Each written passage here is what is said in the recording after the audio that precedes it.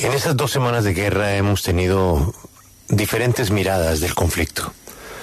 Ahora nos vamos a la mirada, curiosamente, de la directora del Instituto de Cultura Árabe en Colombia. Ella es miembro del Comité de Expertos de Árabes Latinos, un programa de diálogo intercultural de la UNESCO.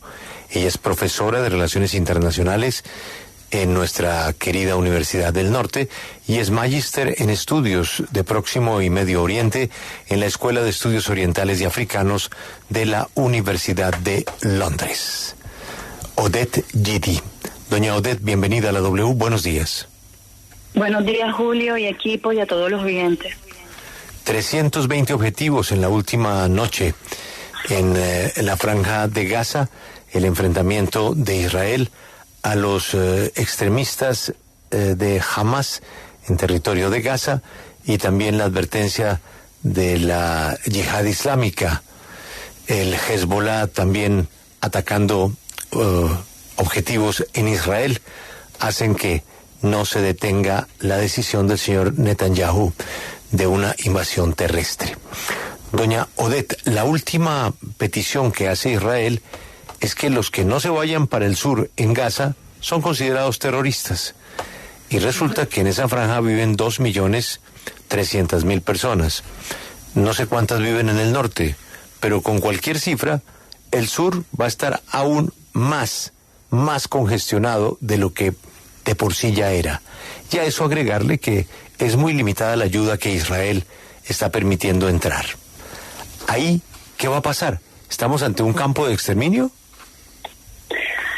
Julio, sí. Antes de comenzar nuestra conversación, yo quisiera dejar simplemente una notica. Yo ahora mismo no estoy vinculada a la Universidad del Norte. Estuve y estoy hablando pues en calidad de independiente, ¿no? Como una miembro de la comunidad colombo-palestina y, más importante, como un ser humano, ¿no? Miembro de esta gran colectividad humana.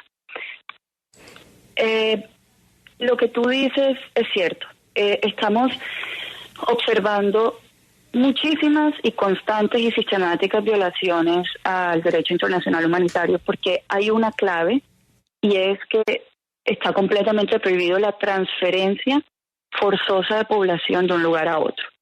Entonces, al momento en que Israel da la orden de que las personas que habitan la parte norte tienen que evacuar hacia la parte sur, estamos incurriendo en otra violación, ¿cierto? A las que ya se van sumando, de masacres, de utilización de armamento prohibido, etcétera. Pero yo te quiero comentar que la situación ni siquiera es así, porque en estos últimos días el sur ha sido igualmente bombardeado. Entonces, cuando tú lanzas un panfleto, porque eso es lo que ha estado haciendo el ejército israelí, lanzan panfletos a través de aviones, diciendo a las personas que si no se desplazan, van a ser considerados socios o que apoyan el terrorismo. Estamos viendo cómo para Israel entonces toda la población civil es considerada un objetivo militar y cualquier infraestructura civil también, como iglesias, mezquitas, hospitales, escuelas.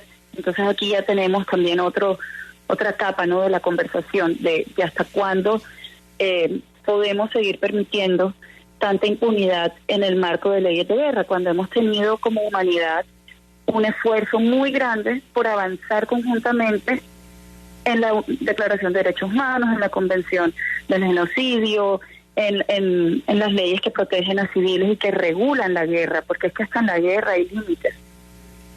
Sí. Otra cosa importantísima, lo que decías tú, el hacinamiento.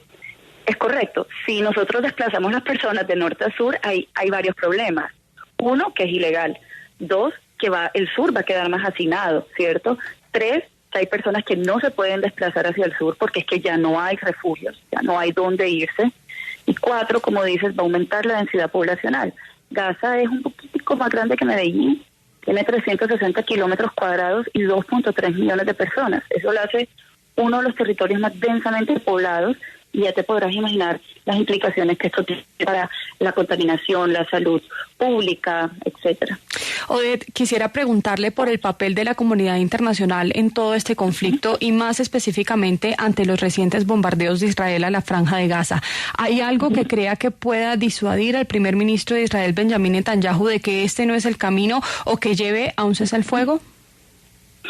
Mira, yo no quiero quitarle la responsabilidad a los actores directamente involucrados, ¿verdad?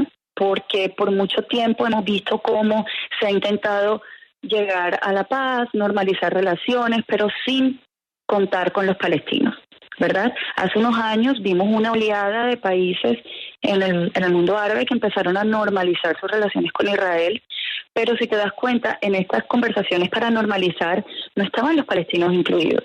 Entonces, nosotros no podemos seguir excluyendo a los palestinos de las mesas de negociación. Hace mucho, mucho tiempo Israel no estaba abierto a negociar con palestinos. Entonces, ¿cómo vas a resolver tu problema con el vecino si no negocias con tu vecino? O si, con el que tienes directamente el problema. Pero, la comunidad internacional tiene un papel vital, porque te voy a poner un ejemplo.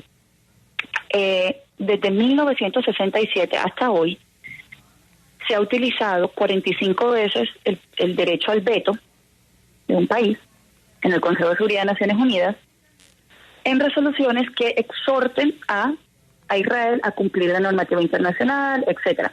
Hace unos días, el Consejo de Seguridad fracasó nuevamente porque una resolución que intentaban sacar para permitir la entrada de ayuda internacional no pasó porque un país hizo uso del derecho al veto.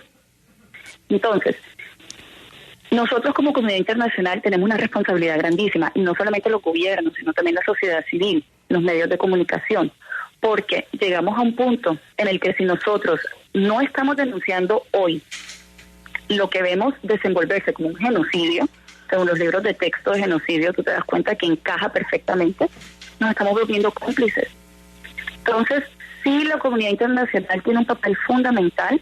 Yo les quiero recordar cómo la presión de la comunidad internacional hizo o coadyuvó a que el apartheid, el régimen de segregación racial en Sudáfrica en la década de los 90, llegara a su fin. Eso fue una campaña fuerte y grande de la comunidad internacional.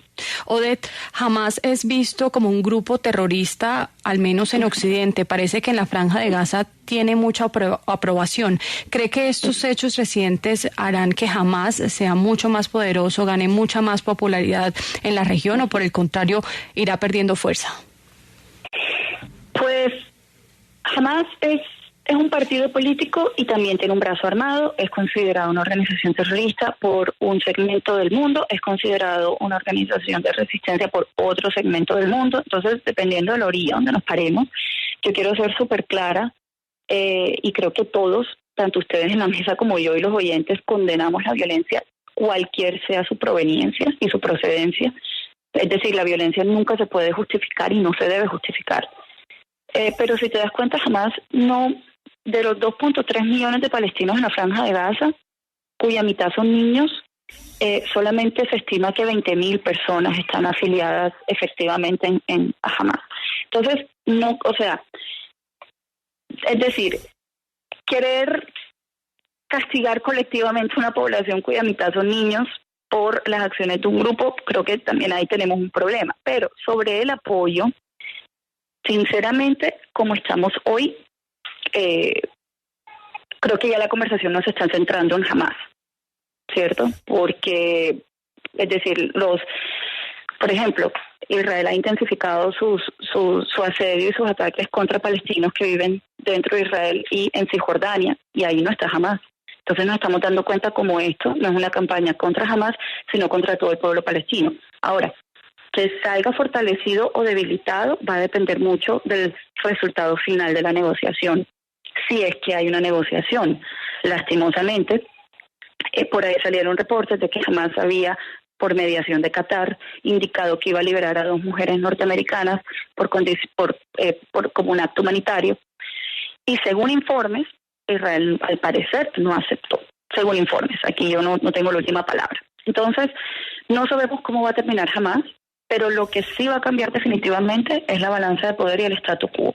Algo va a cambiar, no sabemos qué, pero algo diferente vamos a ver en unos meses cuando esto acabe, porque Netanyahu ha dicho que esta guerra va para largo. Doña Odette, ojalá que no vaya para largo y que las cosas mejoren. Muy amable, gracias por estar en la W.